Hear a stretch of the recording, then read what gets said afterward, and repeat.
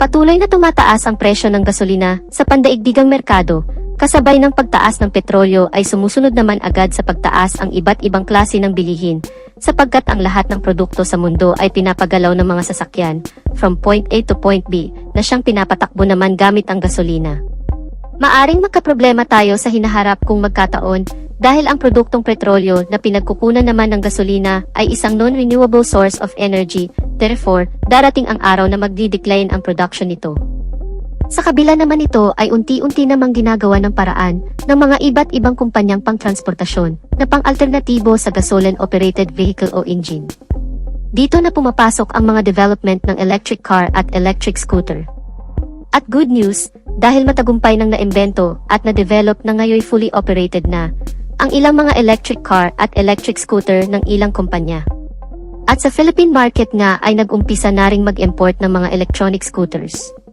Napakalaking bintahin nito sa industriya ng transportasyon at maaring mag-iba na ang laro ng ekonomiya sa hinaharap dahil sa malaking development na ito.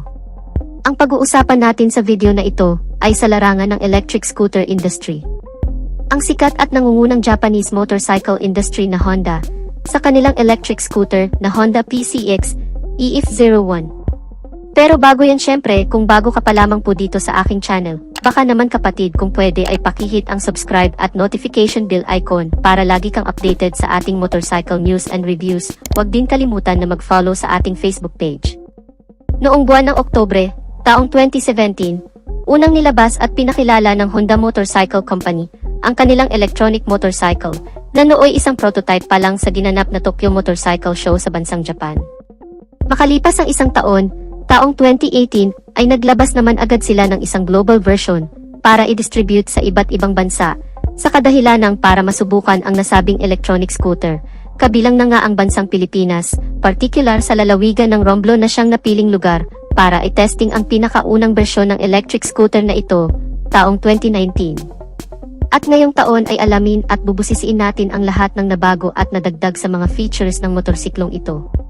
Mapunta na agad tayo sa ilang niyang feature, na very common na sa isang traditional gas-operated scooter.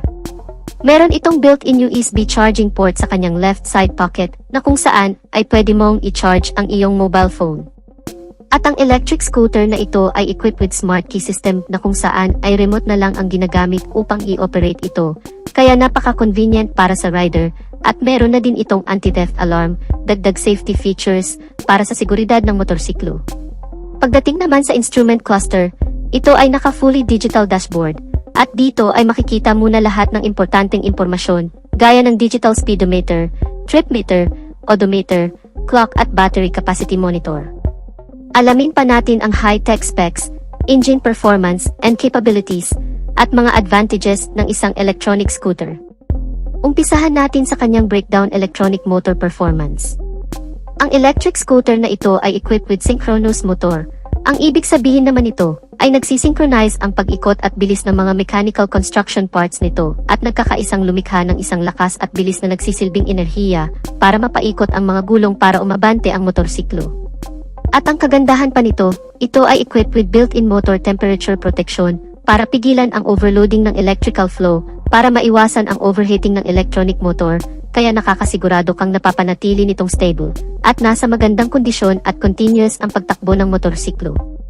At bukod pa dyan, ito ay equipped with APM, ang Interior Permanent Magnetic, isang uri ng heavy-duty electronic motor, dahil ito ay mayroong integrated magnets na naka-built-in at nakaposisyon sa loob ng rotor, na nakakapagbigay ng pambihirang electromagnetic fields na nagpro-provide ng high performance at power sa bagong PCX, at ang electronic motor ng PCX EF01 ay nakakapag-provide ng maximum power na 5.6 horsepower at 5,500 revolution per minute. Mayroon naman itong maximum torque na 18 Nm at 500 revolution per minute.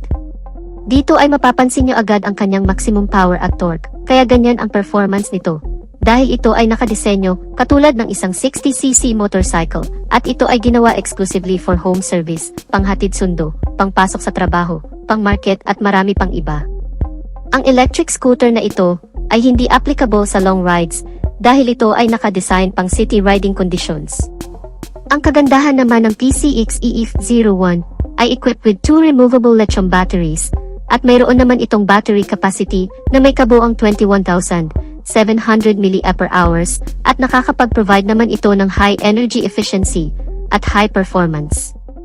Umaabot naman ang riding distance nito ng around 41 kilometers away bago malobat at meron naman itong power output na 50.4 volts at 20.8 amp hours.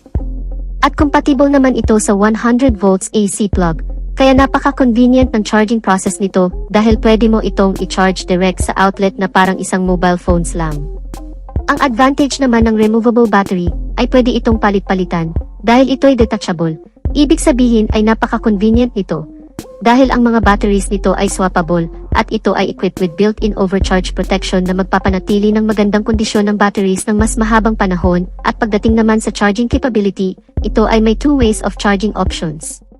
Una, normal charging. Sa pamamagitan naman ito ay pwede mong i-charge ang electric scooter gamit ang kanyang charging cable direct sa outlet at tumatagal naman ito ng 6 hours bago ma-full charge. Pangalawa, fast charging. Sa pamamagitan naman ito, ay pwede mong tanggalin ang dalawang battery sa motorsiklo at ito ay pwede mong i-charge separately gamit ang external charger at ito naman ay mas mabilis na abot lang ng 3 hours bago tuluyang ma-full charge ang battery. Ang kagandahan naman nito, ito ay mayroong 2 riding mode. Una ay ang eco mode. Ito ang nagsisilbing battery saving mode na kung saan ay nakakapagbigay ng mas mahabang riding distance at ito ay applicable sa low speed RPM na may average na 20 to 30 km per hour at ito naman ay umaabot ng approximately 45 km away. Pangalawa ay ang drive mode.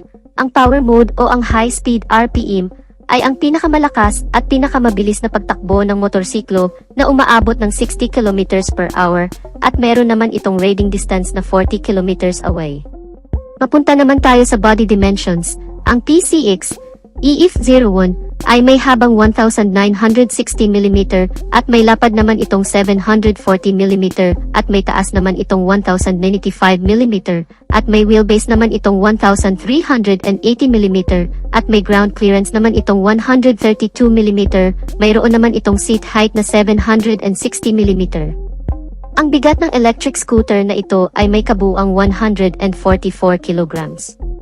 Pagdating naman sa body frame, ito ay naka-double steel cradle type na kung saan ay mayroon itong dalawang tubong nakasuporta magkabilaan at ito ay mas matibay at mas magaan, mas stable at nakakapagbigay ng mas magandang balanse sa motorsiklo sa kahit na anong riding conditions. Pag-usapan naman natin ang suspensions. Sa harapan, ito ay naka-telescopic fork. Sa likuran naman, ito ay mayroong dual shock with aluminum swing arm para sa mas stable at flexible na bouncing comfortable riding experience ng rider. At pagdating naman sa braking system, sa harapan nito ay mayroong 220mm hydraulic dual piston single disc at sa likuran naman, ito ay mayroong mechanical leading trailing. Sa madaling salita ay drum brake at ang kagandahan naman ito ay equipped with single channel ABS sa harapan. Ang anti-lock braking system ay nakakapagbigay ng smooth braking power sa motorsiklo kaya nakakasigurado kang safe ka kahit sa biglaang preno. Mapunta naman tayo sa wheels dimension. Sa harapan nito ay mayroong 100/80-14 at sa likuran naman, ito ay may 120/70-14 at ang lahat ng mga gulong nito magmula harap at likod ay naka-tubeless na lahat. Pagdating naman sa electricals magmula headlight, tail light, at turn signals ay naka-LED na lahat at ma-recognize mo agad na ito ay isang electric scooter dahil sa kanyang blue LED daytime running lights at meron na rin itong 30 liters of underseat compartment. Ngunit dahil dito nakalagay ang dalawang batteries, ay may natitira na lamang itong 8 liters available storage. Ang Honda PCX EF01 ay mayroong top speed na 60 km per hour at may riding distance naman itong 40 km away. Dumako naman tayo sa pinaka-last but not the least. Magkano naman kaya ang presyo ng isang Honda PCX electronic scooter na ito? Well, ang presyo ng bagong Honda PCX electric scooter sa bansang Thailand ay nagkakahalaga ng 57,000 Thai baht. At kung i-convert naman natin ito, direct sa Philippine peso, ito ay nagkakahalaga ng mahigit 90,000 pesos. Paalala lang, ito ay isang direct conversion lamang na presyo from Thailand money to Philippine money. Hindi pa ito ang pinaka-sure at pinaka-final na price at syempre maari pa rin niyang tumaas o bumaba, depende sa proseso at sa mga taxes na ipapatong sa scooter na ito pagdating nito sa Pilipinas. So anong masasabi niyo mga kamoto sa electric operated scooter ng Honda? ang Honda PCX EF01. Plano mo bang kumuha nito pag dumating na ito sa Pilipinas? Just comment your thoughts and opinion in our comment sections below. At dito na natin tatapusin ang video natin mga ka-Wizard Moto. Sana nagustuhan ninyo ang video, at kung nagustuhan nyo ay pakipindot ang like button bilang suporta na rin sa ating channel, at sa mga hindi pa nakasubscribe ay inaanyayahan ko kayo kapatid na mag-subscribe sa aking channel, para lagi tayong updated sa mga videos na i-upload ko pa. Maraming salamat sa walang sawang pagsuporta. Ride safe and God bless.